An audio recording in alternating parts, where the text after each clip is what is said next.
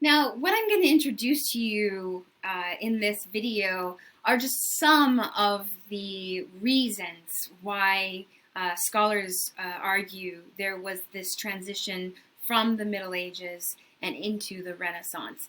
This is a tiny little portion of a larger discussion of scholarship, and this is not an ancient, or this is not a, and this is an art history class, not a Western Civ history class. And so if you want to know more about these topics or these issues, then email me and I can send you some more articles or more references. And I encourage you to take some more history classes that focus on medieval Europe. Okay, one of the reasons for the rise of the Renaissance and the rise of humanism, many scholars believe, is to be the Great Schism of 1378. Now, the Great Schism, great meaning big or big deal, schism is a fracture. And in 1378, there was a religious fracture in Europe in which there were two popes, two leaders of the Roman Christian Church. Now, what do I mean by that? If you're not familiar with the hierarchy of the Christian Church in Europe, there is the leader of the faith, and he is called the Pope. And within the hierarchy of this church system, there are many lower priests, just everyday priests in the villages and the towns and the cities. And then they will answer to a select group of bishops. The bishops then answer to a select group of archbishops, who then in turn report to a group of cardinals. Now, among this group of cardinals, they elect one of their peers to be a singular voice that is believed to be the conduit between God and Jesus and the rest of the world. So when I say that the Pope is a leader of the faith, it is quite literally, he is the voice of God and is bringing this message or this word, this doctrine to the people. And in 1378, there were two popes. Now, how did that happen when you're only supposed to be electing one? Well, first, the Pope lives and performs his duties out of the sacred city of Rome. Now, Rome, the capital of the now fallen Roman Empire, is the seat of the Pope and therefore the seat of the Christian faith in Europe. And by the 1300s, or by the 14th century, the Christian church had rapidly deteriorated due to corruption and interpretation of the Christian doctrine to benefit the few rather than the masses, the many. And in 1305, the cardinals elected a pope, and they moved out of Rome. They moved to the wealthy French town of Avignon. And many people saw this as yet another example of the corruption of the church, because Avignon was under the protection of the King of France, and it was a very wealthy kind of resort town, and it didn't have the difficulties of maintaining like the city of Rome. Rome was big, it was old, it needed lots of maintenance, and without the proper money or support, Rome as a city physically was just falling apart. And so rather than fixing it, the cardinals and the Pope decided to move to this resort town of Avignon. And this caused major riots throughout Europe. And in response, the cardinals said, okay, we're going to move back to Rome and elect a new pope. They elected a new pope who said, yeah, that was all wrong, and we need to fix this. We need to reform all of you cardinals. We're going to cut down on all this corruption. And the cardinals were like, no, we don't want to stop what we're doing. So they elected another pope. So there was one in Rome who was saying, I want to fix this church and I need to get rid of all of these horrible people that are corrupting and misusing the faith. And there was a second pope supported by the cardinals in Avignon. And you can see now why this would be called a fracture, because people were quite literally having to choose sides. This map is showing you how European countries aligned themselves. So the green aligned with the Pope in Avignon, the purple aligned with the Pope in Rome, and then the chaos of unsure who to follow is in yellow. Now, I'm not being over dramatic when I say that it would be chaotic, because many people interpreted this two pope problem as a challenge to their faith. Why would God make me choose? What if I choose wrong? Is this punishment? Is this punishment for us? And so at the turn of the 14th into the 15th century, many people in Europe are feeling not only disheartened, but disenchanted and lost and confused, and their faith is being challenged. What this will then cause is a redirection. A redirection, not necessarily saying that they're not going to be part of the Christian faith, but a reframing of their faith and a reframing of the identity that they hold within this European continent. And it's going to come back. It's going to come back again and again, and we're going to see it in the artworks. So this Great Schism of 1378 is one of the reasons that scholars believe is fueling the end of the Middle Ages and the beginning of the Renaissance. Another major factor is the Black Death, also referred to as the plague. And the Black Death first came to Europe in 1340. So again, during the 14th century, in the midst of that Great Schism.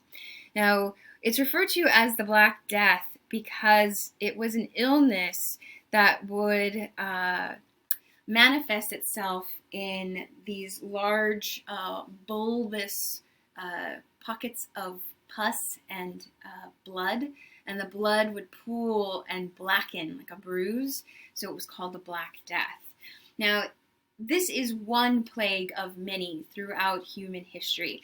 To call it the plague is a misuse of the term. A plague is any kind of widespread disease that causes massive amounts of death. The disease that we're looking at here is the Black Death. Now, the Black Death was transmitted in several different ways, and we see evidence of this disease in historical records traveling from Asia and along the Silk Road and following on merchant ships that then docked in Italy and spread up into Europe. And there were three ways that you could get the Black Death. One was in the form of a flea bite, and the flea bite, it would be an infected flea with this bacteria, and then it would infect your blood, and it would manifest in these bulbos, or these balls of pus and blood, and they would be under the surface of your skin, and you would basically hemorrhage to death. Another form of the Black Death was the pneumonic plague. The pneumonic is spread through lungs. So the infected person could cough, and then those small particles come into your lungs, and it would be another way of receiving the Black Death. And then the final way was through direct contact with blood. Infected blood would then be transferred in septicemic. So septicemic means blood transfer. It was a horrific, rapid disease. Most victims died within 7 days of infection. a typical experience. Maybe you wake up and you have a flea bite. Now, that would not be unusual considering the lack of understanding and hygiene at this time. Many people thought that the spread of disease was through smells, and so you would cleanse with, smelling of incense and flowers, petals, and spices, and not understand about bacteria and washing your hands, right? So, and then flea bites. You would often live with dogs and cats and livestock nearby, and they would have fleas, and so it was not unusual to have a flea bite. So let's just say you wake up in the morning and you got a few flea bites and you're scratching them, and then you start getting a headache in the late morning. Maybe you feel a little fever, a little chill, and then by the middle of the day, you're not hungry for lunch. Instead, you've got some nausea. You feel like you're going to throw up, and then you start throwing up. And then you go to bed and your arms feel sore and your legs feel sore and you got that body ache. And then you wake up in the morning the next day and your lymph nodes are swollen, large, and you have these black bulbos of pus and blood pooling in your lymph nodes. And what's happening is you're slowly hemorrhaging. Your internal organs are starting to bleed, and your soft tissue and your organs die. You start to shut down, and you start to have extreme diarrhea, and by the end of probably the 4th day of these horrific symptoms, you've died. It's extreme. Without sufficient hygiene or ways of preventing flea bites, it was rampant. Historians estimate that 25 to 50% of Europe, of the European population, died in 5 years. And in some cases, it wiped out entire villages. Everybody died. In densely populated cities, it was not uncommon for 60% of the population to die. And this is because of the poor conditions of unpaved roads, raw sewage flowing through the streets, close quarters. Here, this is a map showing you the estimated spread. We see in 1347, and then coming into Europe and spreading up, these waves of plague as they reach up higher and higher are reflective of the trade routes, the travel routes that had been established in Europe. This plague will continue. It will have these spikes of outbreak for the next 200, 300, 400 years. You'll see these rises of the plague. And how is this going to connect back to our art history class? Okay, well, let's think back to, I said scholars identify this as an element that brings about the end of the medieval world and the beginning of the Renaissance. And this is a catastrophic moment in European history. Literally half of the population is dead. And if we were in class together, I like to do this exercise in which I want you to imagine we're all spread out across a classroom. And I divide it in half. Guess what? Everybody sitting on this side has died. That means it's up to us. And who here knows how to mend a broken bone? Who here knows how to help birth a baby? Who here knows how to repair a roof? Who here knows how to cook? Who here knows how to shoe a horse? So all of these basic elements of survival that we have had this entire class to help with are now to a limited few. This again feeds into the idea of humanism, the potential of the individual to help the greater good.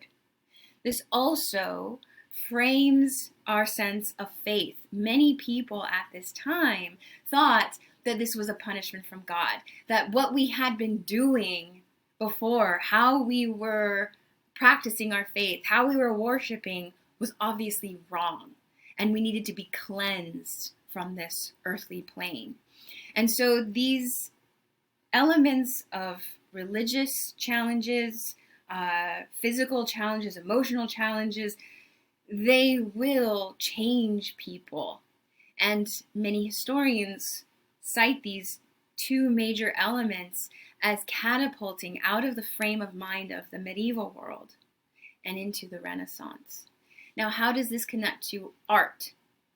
Artists do not create in a vacuum. They are part of this world that we have just explored, and they are going to then change with it and reflect this new world, this new understanding of space, of identity, of self, of value, of worth. Got it? Okay, I'll see you next week with the early Renaissance. Bye.